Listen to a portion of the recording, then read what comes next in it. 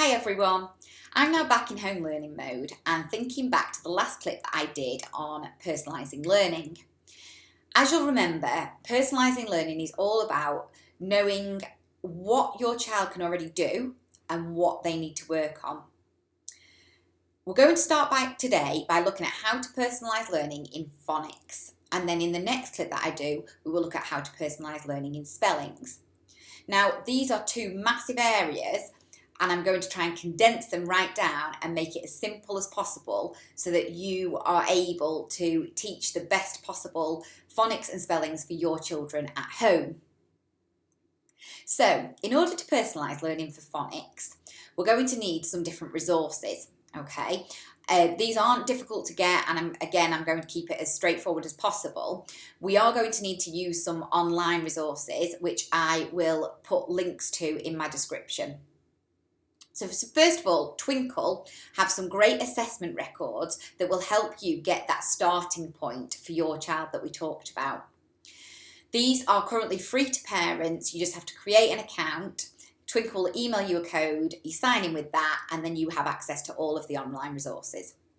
So here is an example of one of the assessment records that I have used, which we will come back to in a minute. All phonics fit within different phases. I'll go through where these are usually taught, but don't panic if your child isn't at the phase that matches their year group. This is extremely common, hence why we need to practice, and this is a great opportunity to do so. So generally, the phases are taught as follows. Phase 1, which is mainly preschool and early reception. Phase 2, 3 and 4 are taught in reception. Phase 5 is throughout year 1 and phase 6 is throughout year 2. However, it is very common for children to need to recap different phases to truly master the sounds. So, as I've said, don't worry, just choose the phase which is right for your child. I always say that phase 3 is quite a good starting point because that's the one where the sounds start to get a little bit trickier and it's quite a chunky phase. So generally, most children in Key Stage 1 have some areas of phase 3 that they still need to practice and master before moving on. So that's always quite a good one to start off with. Just to clarify that point, for example, if your child is in year 2 but still learning the phase 3 phonics sounds, which are technically first taught in reception, this is still much better than steaming on ahead and practicing the phase 6 sounds, which are technically taught in year 2 but are way above where your child is actually up to. I hope that makes sense. Once you've decided on the phase that matches where your child is up to, you can use this to assess the sounds your child does and doesn't know. If you need any help knowing which assessment record to choose, please do message me and I will try to help. I'll put the link, as I said, to where you can find all the resources in my description. So, once you've got your assessment record, which will look a little bit like this, okay, the one that you can see here that I've used is phase 3. So we've decided on the assessment record. I would start off by saying each sound to your child and asking them to write it. So the sounds that you can see along here, you will read them out and ask your child to write each one. This way, if your child can write the sound, it also tells you that they can read it. And here you can see the red and the blue ticks and dots.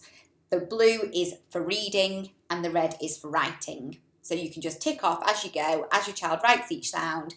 If they can write it, then you can tick that they can read it as well. Again, as you can see here, if they can't do either one of those, I'd put a dot to remind me that that's a sound that we need to practice. If you don't know what sound some of these letters make, which is quite tricky when you're new to this, then Jolly Phonics do a great video to help. Again, I'll put the link in my description. It's really important to get the sound right when you're teaching it to your child, as this is what will allow your child to read and write words correctly. So, once you've gone through all of the sounds on the record sheet, you will be left with any of the sounds your child couldn't read or write, which are the ones with the dots. You can now go through and point to each one. So, for example, here's one with the dots. and ask your child to read the sound to you. If they can't read the sound, that then tells you they need to practice the reading of the sound first before they're going to be able to practice writing it. If they can read the sound already, that's great. You now know that they just need to practice writing it. Once you've identified all of the sounds your child doesn't know, you're ready to go. So here is what I would do next. Make a set of flashcards with all the sounds that your child does know. So all the sounds that you've ticked off and said, yeah, they can read and write them. Okay. These flashcards don't need to be anything special, just purely the sound written clearly on paper. Then every day you will go through these flashcards and praise your child for knowing them so well. Okay, so you're going to show them the sound and they're going to say it back to you. Sh, E, I, ch. Then every day you are going to introduce a new flashcard with one of the sounds your child didn't know from here. So one of the sounds that you've dotted, okay? Now, I tend to just have a sounds we know envelope, and I put all of the sounds we know in there, and I have a sounds that we need to learn with all of those dotted sounds in here, okay? So each day we take one of our sounds that we don't yet know, and this is where you're going to introduce the new sound, but it needs to be very exciting, okay? Your child needs to want to know what the new sound that they are learning today is going to be. It could perhaps be that you hide the sound somewhere in your house for your child to find. Okay, once you've introduced your new sound, you're going to practice saying, reading and writing this sound in all sorts of ways, anything at all. Funny voices, shouting, whispering, finding the sound, finding the words with it, with the sound in it, writing the sound in water, writing the sound in mud, writing the sound on the window. It really doesn't matter how you do it, just practice knowing the sound inside out, okay? Now, normally in school, you would try to then follow on by reading or writing words or sentences with the sound that you've learned in. But the important thing for you guys at home is to just keep practicing and keep it fun. Okay, so don't force the reading and writing of words and sentences and things if it's going to create a problem or a battle for you. Instead, just try to keep it relaxed and encourage any form of practicing the sound in reading and writing, but with no pressure. Drop it into conversation throughout the day, plant some words around the house that happen to have that sound in, etc., etc. Okay. Then you're going to repeat this whole process again tomorrow and the next day and the next day until you've completed all of your sounds. In total, it can be really quite quick once you get into it. You flashcard your sounds that you already know and that you've learned. Then you introduce your new sound and explore it for a bit, practice it in lots of fun different ways. This part can be as long as you want it to be.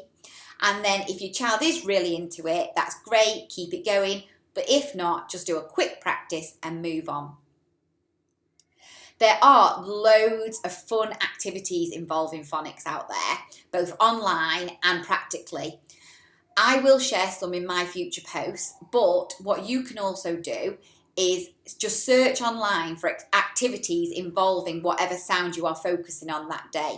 So for example, Google phonics activities for the ch sound or phonics activities for the ng sound, whatever the sound is, and generally you'll get loads of things coming up and ideas of what you can do with your child to help them learn that sound. I hope this does help and it hasn't been too confusing.